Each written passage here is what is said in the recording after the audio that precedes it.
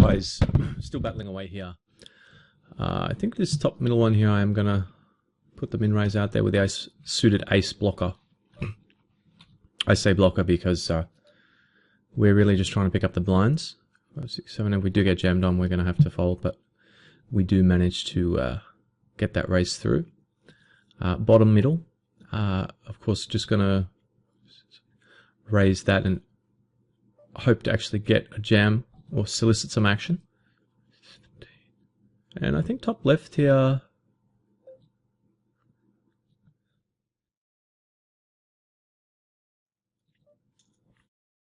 I'm going to make a loose-ish a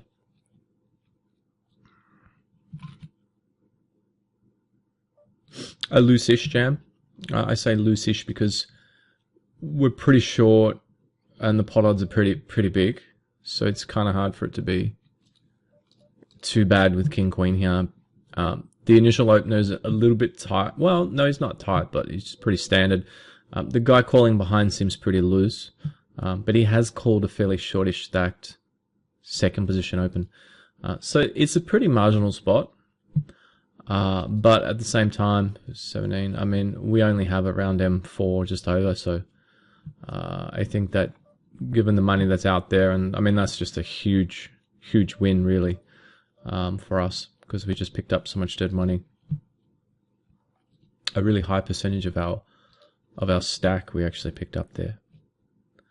And, of course, with no showdown required, which is perfect. And,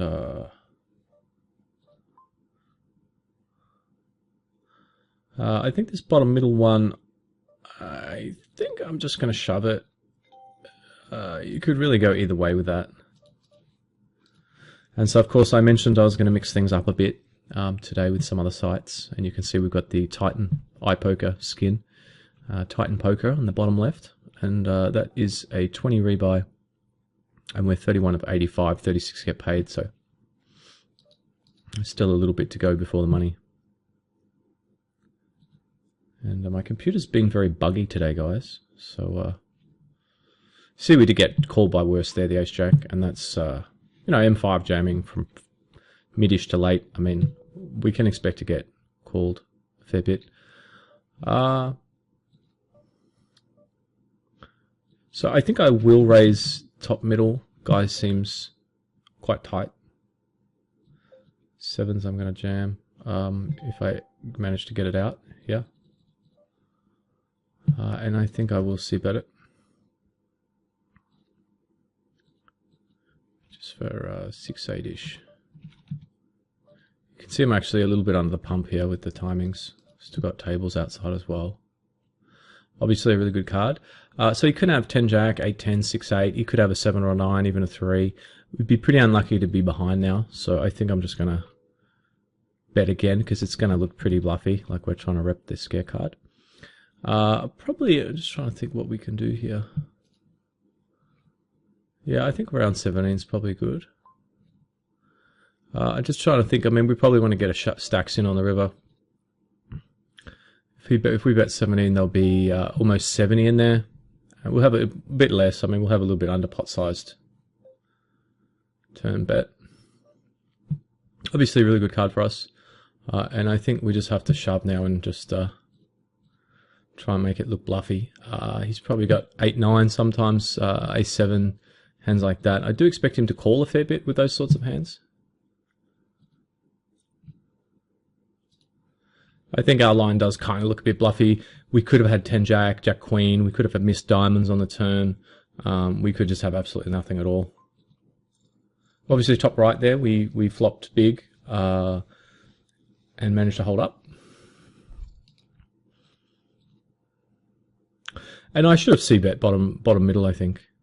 And I misplayed that one. There's a little bit so much going on. I made a check back, but against just blinds, I think just betting there. I'd be pretty surprised if this guy top middle finds a fold, I think. And I don't actually blame him if he makes the call, because, I mean, the only thing that's really going to take this line is if we hit the king or have... oh, wow. And he's actually floated and got us, so it's pretty unfortunate. The fact that he tanked for so long makes me think that the value bets actually looks a lot thinner than I thought it was. But I think in a blind versus blind confrontation, you know, players generally call down pretty light, as they should be. And I would be bluffing a bit in that spot. I could obviously have sets and 2 pairs, but I can also be bluffing. And he was obviously a little bit concerned. He looks fairly aggressive and loose, so I'm surprised he tanked for so long. I thought he would actually just snap the river jam, because we only had an SPR of 1. And it's just unfortunate because we finished up 14th now. And if we had you know, he's an overwhelming chip leader now. That would have bolstered us right up. Pretty unlucky to run into that hand. And once he was tanking, I mean, I obviously, you could tell by my voice, I was like 100% sure we were good, because I thought any better hand would just snap call. Yeah, I mean, maybe he was slow rolling us because it seemed like it was only a pot size river bet. You know, it wasn't like some crazy over bet. So the card that we thought was actually going to help us actually cost us the tournament, which is annoying because we're probably going to barrel on any ace or any queen. Jack I probably wouldn't barrel because he can have 10 Jack, 8 10 and hands like that. More combinations, I guess, and some combinations of Jack 9 and stuff. So, yeah, I think that it's just unfortunate that it happened to be the king. And I will go ahead and semi-bluff, I think, bottom middle here. And I'm just going to get this in probably 2 streets. So what I'm going to do is I'm going to try and put a lot of pressure on the turn. I'm going to bet a little bit bigger on the flop. The reason why I'm doing this is I want to try and fold out hands like 6s, 7s, and things like that. You can see we've got the SPR of 1 now.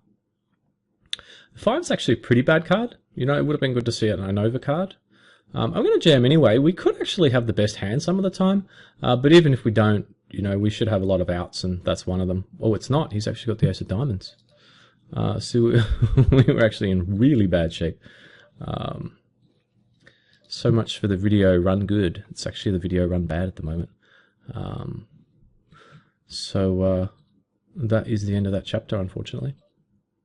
Yeah, a bit annoying actually, because the monsoon in particular, I mean, it was because of the XL series is on. It was actually over 4,000 for first there, but we had to settle for 14th, unfortunately.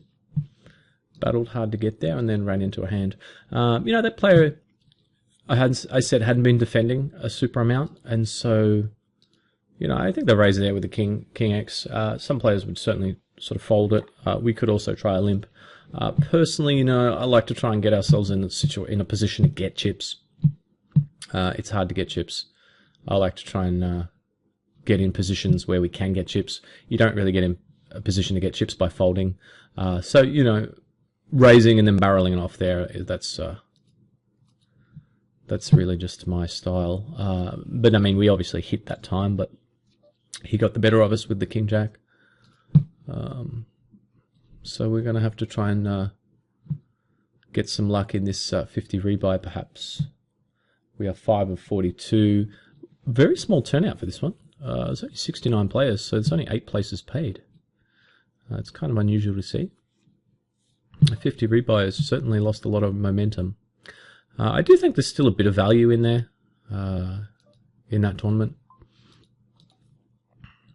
You can see note-wise, I do have most of the guys noted.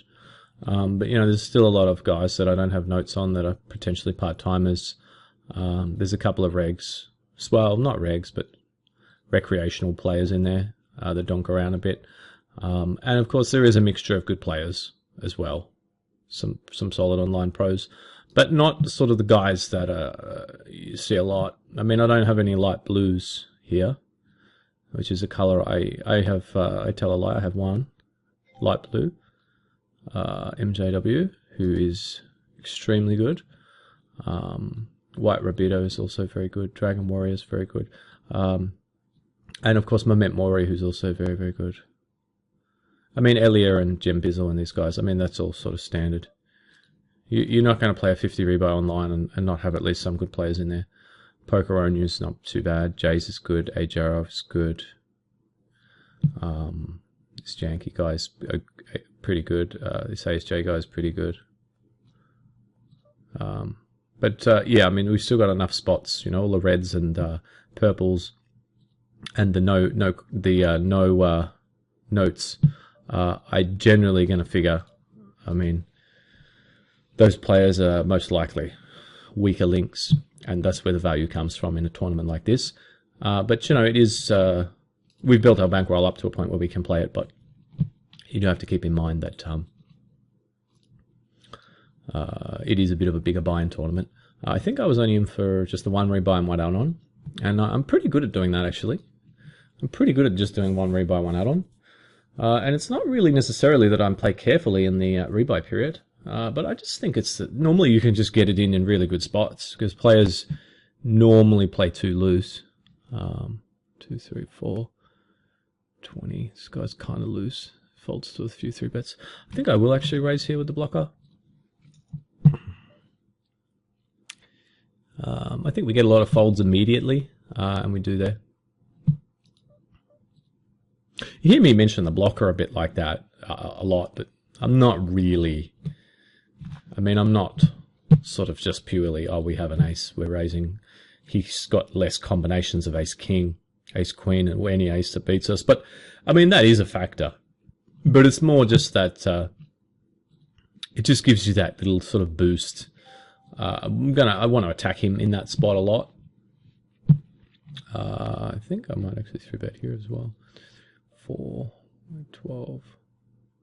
Yeah, I think I will. Could go either way on that one.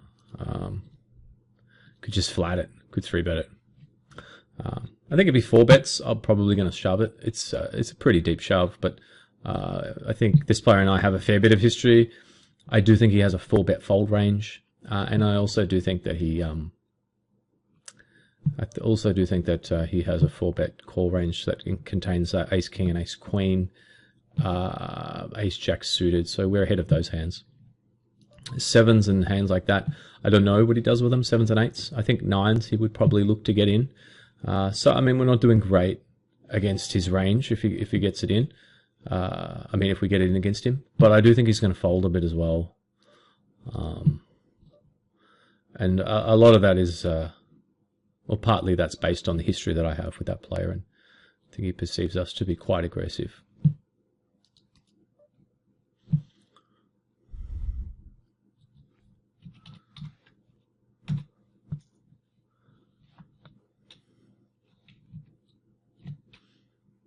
I've actually played pretty tight throughout this bankroll series up until I think the last sort of few days. And the reason for that, I think, is because when we were starting in the low stakes, 32, 40, there's not a lot of need to get overly fancy. You know, when low stakes, you just play more. We played very ABC. And one thing that's been a little bit difficult for me, or not difficult, but it's taken some time, is transitioning back into these bigger buy-ins where there's players that do more hand reading and are a lot more solid. And I think I feel like I'm just sort of transitioning in now. It's been a couple of days, so I feel like I've kind of just got there.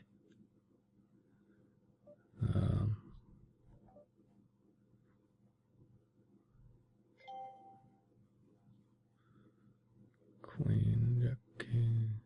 Who calls for that?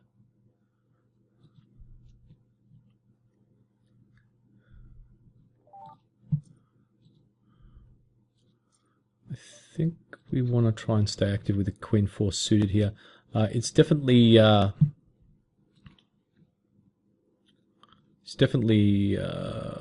borderline, but the big blind over 200 hands hasn't been defending much, so that's pretty reassuring. And we do have the suited Queen as backup. The players behind us look pretty aggressive, but they're not 3-betting crazy amounts, so I think that's the sort of hand that we can be opening with. Top left, we've got the early limp. This guy's probably limping a lot. We have M4. We are... Well, actually, we're in the bubble, aren't we? I used to see there's 154 players left and 153 get paid. And although we could probably tank and then jam, and hopefully someone will bust before us, and we actually do scrape into the money. Pretty close bottom left. I think I'm going to actually just fold and just make sure 100% sure we get into the money. I mean, it's only what is the min payment here? 17, and it's a $13 buy-in tournament, sort of pretty standard. But just to make sure we do actually get into the money, because it's it's a marginal jam with the sixes there, and certainly more marginal in the bubble. Would potentially cost ourselves the pay. It's important to be on top of that sort of thing, and that's why I checked, opened up the lobby, because we're potentially risking, we're putting our tournament life at risk, and I can see the blinds and antes are pretty big. So I wanted to just sort of check in and say, okay, what stage of the tournament are we at? And I mean, ideally, you're going to know that. You're already going to know that, but it's hard to always, just hard to always know, because well, 16, 30, 28, 40, 50. I guess we're going to fold that. 33, 43, 50. Yeah. It's just hard to always know because of the multi-tabling. It just comes with the territory. And yeah, I mean, it's just the way it is. You play a lot of tables. You're going to lose a little bit of EV across the spread of tables, but you're still going to make more, long run. So if you figure to play, if you can play one, say the big 109, you can just play it, and your average, return on investment is, let's just say, $25 from that tournament. Or you can play that and play it 4 times.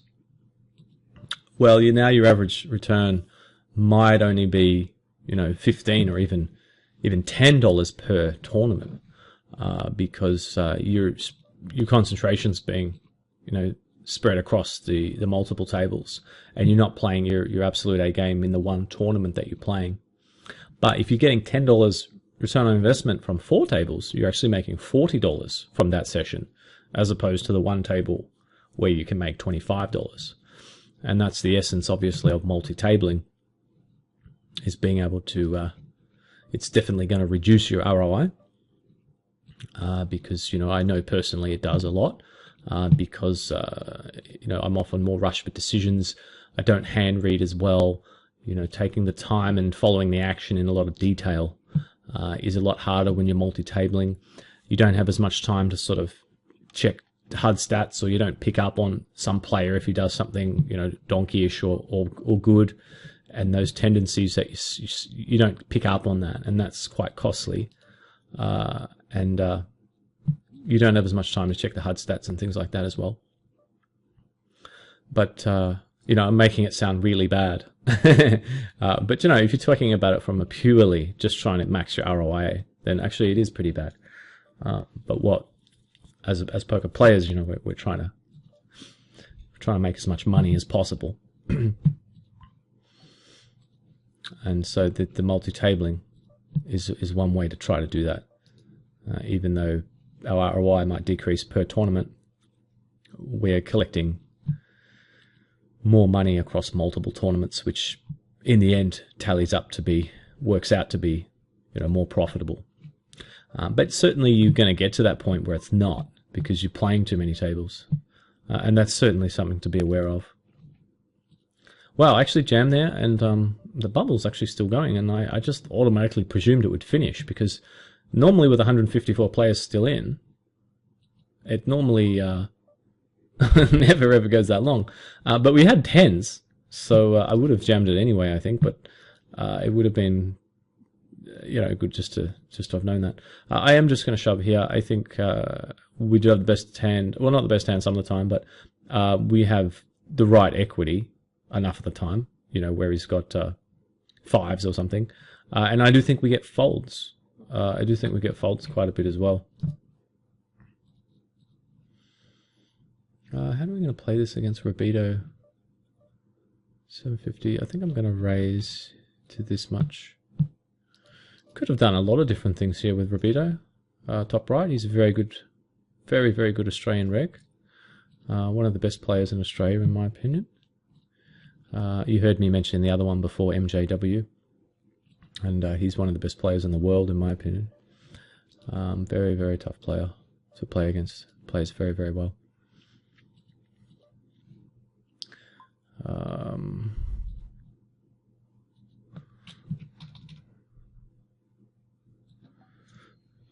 He's been ranked in #1 in Australia for quite a while, I think, online. I was for a short while before I moved to Japan, and then I changed my allegiance, or however you want to term it. Just changed countries, and yeah, was #1 in Japan. Obviously, because there's a lot smaller player pool in this neck of the woods, but it's picking up here. It's really picking up. I'm just trying to think of this check 7. What do I do here? 18. Yeah, I got pretty close on that. I kind of wanted to 3-bet it, but I think I'll let it go. This guy's got opening kind of wide, and the big blind 4-5 is a little bit of a concern because he's only sort of 6 just over. So that was a little bit of a concern, because if he jams, I don't know what to do. If we 3-bet and he jams, we probably have to call off. But well, I mean, we would be getting crazy pot odds, but it's just a bit of a ugly situation. I think raising here is okay. I think the big blind is going to jam on us a fair bit, but it should be okay. Should be able to get away from this one. I mean, we should be able to get away with this steal often enough for it to be profitable. I mean, in reality, they have to be raising or jamming quite a bit there for it to not be profitable. And I think I'm just going to c-bet really small here. I think he's defending pretty wide, because he's got that stack size. He's probably defending like 5-6 and King 5 suited and stuff like that. Seems like he's got 9-10 or King 10 when he does that. I guess once in a while he could have a hand. I mean, once in a while, I guess. Well, yeah. What does he have? I can't really imagine it not being a straight. Be kind of surprised if he does it with a jack, you know? I mean, he might sometimes think, oh, I'll jam with a jack and he'll never put me on a jack. You know, he might exercise some multi-level thinking like that.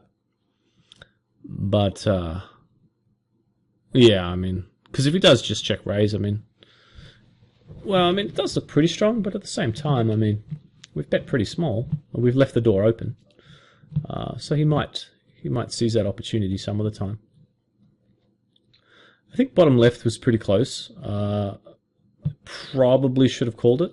I was distracted with this hand here against this fish where the king turned. I think I'm just going to pot control it and see what he does.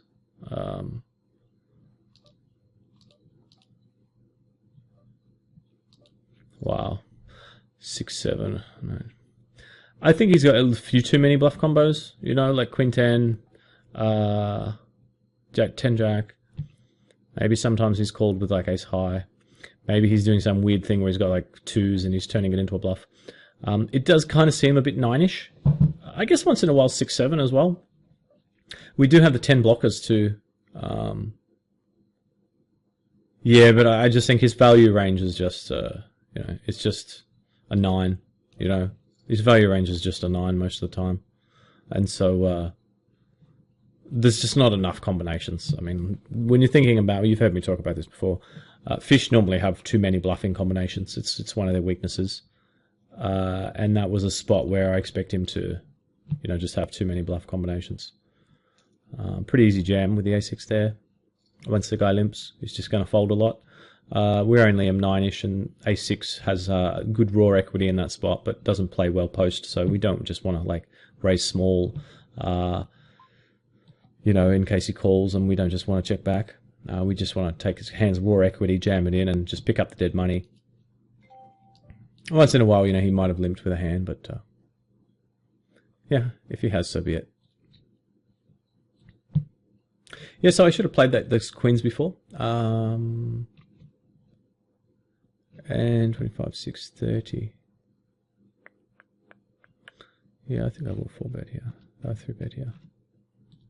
Get pretty good leverage here. I mean, this guy hasn't been loose by any means, but I just think that we get tons of leverage. And as you've heard me saying, you know, I just we've got to find ways to get chips. So yeah, I mean the king queen. I'm guessing we would have probably had the best hand there. He raised early. Where was the raise from? Over here somewhere.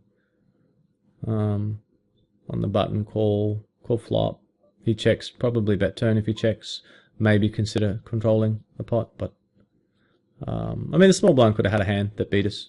Not impossible, obviously, but this is pretty close here. He's M4 from second. I think it's just a call because we're suited. In this spot, I'm probably calling with ace queen, ace jack suited, ace queen up, pocket, 630, 3, 6, 9, 12.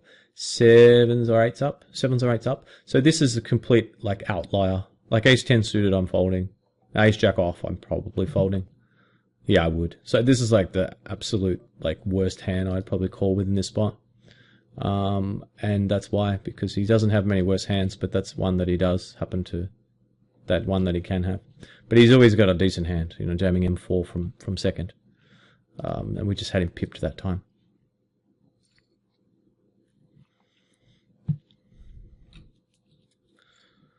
Yes, I will bring that back in actually, I guess. Probably better than that 11 rebuy. I just try not to be folding any more king queens in position. 33 of 61. Again, though, I mean, that's another thing. That's just what I was talking about. I mean, that's exactly what I'm talking about when I was talking about multi-tabling before, you know. The king-queen there, if I'm just playing that table by itself, you know, I'm going to call. The guy's been fairly active. Yes, he's in early position. He could have us dominated some of the time. But I think he looks like he's opening up enough. We have position. You know, the connected Broadway hand, king-queen's, I think, strong enough. Call and see what happens. Heads up in position. And, yeah, I mean, just from talking in the mic and, you know, playing a bunch of tables, just timed out. Saw it as it was folding. The worst site for that actually is 888 poker. It's got its alarm for a folding hand is way too late. So it sort of times. It gives you a warning sound sort of as your hand's right about to fold. So it's almost just does it to tease you. You know, you get the beep. Beep, beep, beep. Yes, you're folding aces, you fish, and then you, oh no, and then you try to, you try to save it and you can't, you know. It's almost like they're just doing it to annoy you. But at least the stars one, 4, 5, 6, 7, gives you enough time to, you know, play your hand. How do we want to do this hand? Probably could have raised there bottom left, pretty close. 1, 6, 7, 8. Yeah, I'm just going to call. And check fold. A little bit suspicious. I mean, he's kind of short. He's in the hijack. Could jam it. You could argue for folding it as well. But that's probably a bit too tight. Ace-5 suited. Unless you had reason to be very, very suspicious of the fact that, you know, he's raised from there. 6. I'm just going to jam here, I think. 4, 5. Yeah. This jam, you know, is very profitable, but at the same time, I mean, we do have M6, so yeah, we had M6. Now we're up to 7. But I don't really want to just raise it. I mean, you can certainly raise it, and if you get jammed on by a nit, fold, and if you get jammed and rejammed, you can fold. Yeah, so I mean, you just, yeah, 4, 5, 6, 7, and 8. And I'm just going to 3-bet this guy here. Just because that's what I do. I just 3-bet people. Just get abusive. This is a pretty good guy to 3-bet. I mean, he's going to 4-bet some of the time. He might call sometimes too, I guess, but we're not really deep enough for him to be doing that, so he shouldn't have much of a calling range. Most of his range is going to consist of folds or call or jams, I should say. He's loose. He's on the button. But, you know, if he's multi-level thinking, then he's probably going to think, okay, well, yes, I only have ace-2 suited, But aces up is aggressive. He knows I'm stealing, so he could be re-stealing line. Okay, I'm going to jam it in. And he does go down that path. And, yeah, I mean, that's I think it's good, though, because if we maintain that sort of aggression, yes, we did sort of just lose a raise. We 3-bet and we had to give those chips up. But at the same time, it could set up a situation where we can get paid off with a strong hand when we make the same sort of 3-bet and he miscalculates and gets it in really light and we get an easy double up. And the flip side of that, or not really the flip side, but kind of a counter, sort of a counter side to that is that he may actually not try and steal as much, which is kind of good because it means we can. If he's folding, we get to be the first win raiser a little bit more often. Yeah. So, which is kind of a little bit the opposite of what I just said. And 1 minute I'm saying he's not going to raise, the next minute I'm saying he's going to, stack off light. But you can sort of see what I'm saying here. He might, if he does opt to bring it in, feel, that we're just sort of bullying him, messing around a bit, and therefore have a sort of a lighter 4-bet jamming range, as he should. And of course, that's a lot of the sort of adjusting to your opponents, and if you have enough battles, I guess you could put in the category of a sort of metagame, that sort of thing. If we 3-bet him now, if we had to just 3-bet him again here, what's he going to think? Is he going to think, okay, well, aces up just 3-bet me, so I don't think he's going to 3-bet me again right away. So I'll let him, have this one. Or is he going to think, well, aces up, just 3-bet, and I think he's going to think that I'm going to think that this time he's got it, and he's not going to 3-bet me again because he just got jammed on, and that means he's going to be bluffing, so I'm going to jam on him again. That was a lot of kind of we're thinking that he's thinking that we're thinking that he's thinking sort of stuff going on. But that's just the nature of the multi-level thinking. And No Limit Hold'em by David Sklansky, he talks about multi-level thinking, and he refers to it as the 0th level. The 0 level is thinking about your own cards. But I actually refer to that in my poker course. I refer to that as actually the 1st level, because I think some guys even have even struggled to play their own cards properly. So it still requires some thinking, I believe.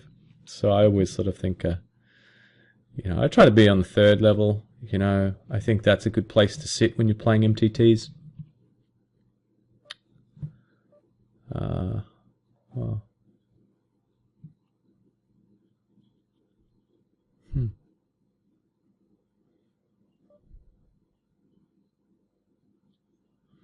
Just got this hand here, guys. A very weird one. I'll bring it in. We can have a little look at it. I have no idea what to do here. This guy limped on the button. I raised. And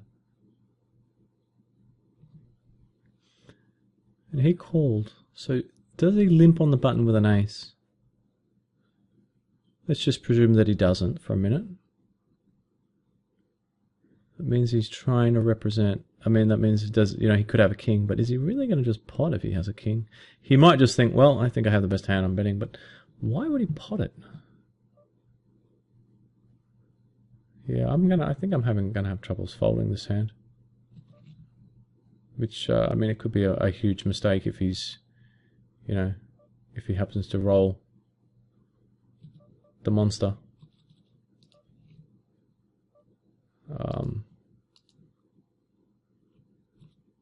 But he might just have 8-10.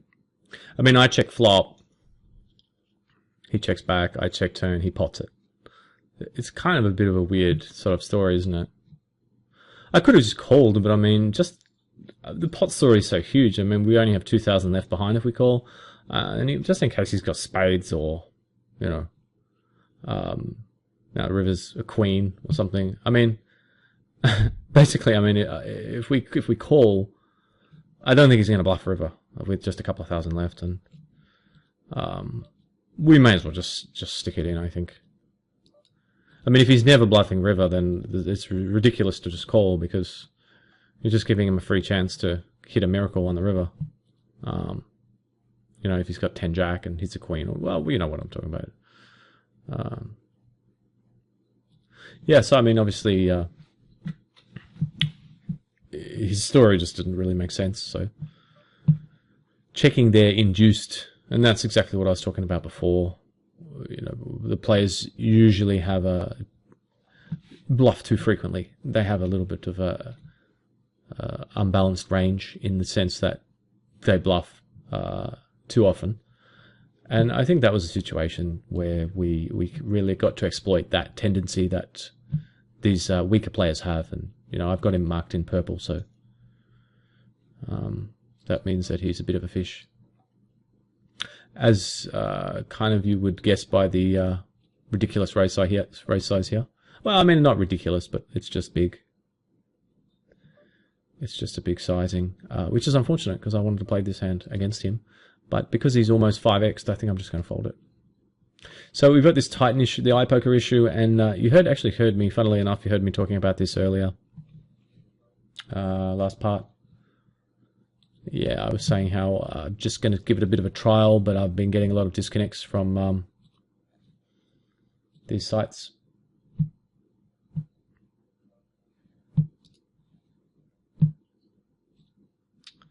And so I'm just going to eventually log back in, and fingers crossed. And it's really, you don't want these sort of issues while you're trying to play, and that's why I've been avoiding Titan Poker and the Party Poker Network, because I've been getting a lot of disconnect issues.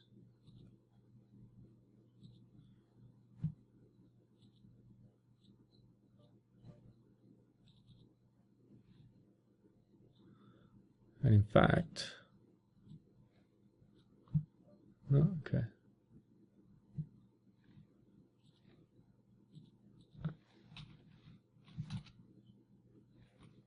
Sorry guys, I'm just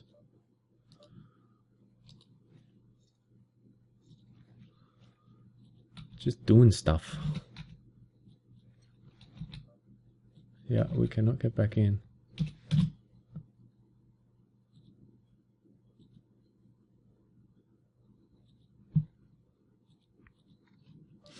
And so I get that a lot with these networks, and I don't know if it's just me or if it's everyone, but you see we've been kicked out, and so the test is, it's only a 20 rebuy, but we're like, you know, we're pretty deep, so you saw where we were. So that's going to go in the fail category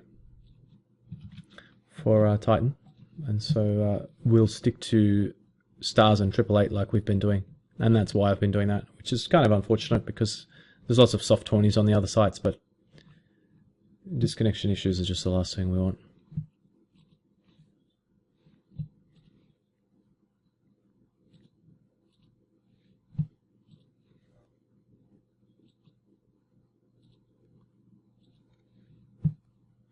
Wow, what a flop. Sure, yeah, just jam, use jam.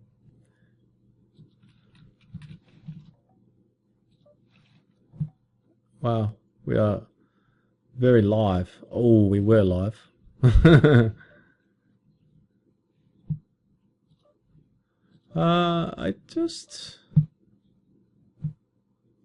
I think we're just going to shove now. I mean, it looks like if he's got like King Queen or Jack Queen with a club, he might call. If he's got like Ace 9 with a club, he might call. He probably would have check raised with a flush draw on the flop, so we should always have the best hand. And he might think we're bluffing with like King 9 with a club. You know, we might have 3-bet light and then now we've turned, you know, just C-bet. Now we've turned something sort of hand we can semi-bluff with. And so it's coming up on the break now, guys. We'll just finish these hands off. So bottom right, you know, we had just a ton of equity. I mean, we didn't have a ton of equity. We had, well, I mean, we had some with the 5-7 suited, you would presume. But the pot odds was very overwhelming. So even though we have what would traditionally be classified as a speculative hand, I think just given the huge pot odds that we were getting, and the fact that we're quite short, and so the negative implied odds are fairly minimal, because it's hard to have big negative implied odds when you have a small stack, and the SPR is almost 1 already on the flop. So it's hard to misplay this hand. I mean, even if the flop comes at 8-5-2 and we just shove in on the flop, I mean, someone sometimes is going to wake up with kings or something, but I mean, it's just an overpair or top pair or whatever. It's just the way it goes. It's still not even that bad a mistake just because of the SPR. And so it's just about, we're just trying to give ourselves a chance to get some chips.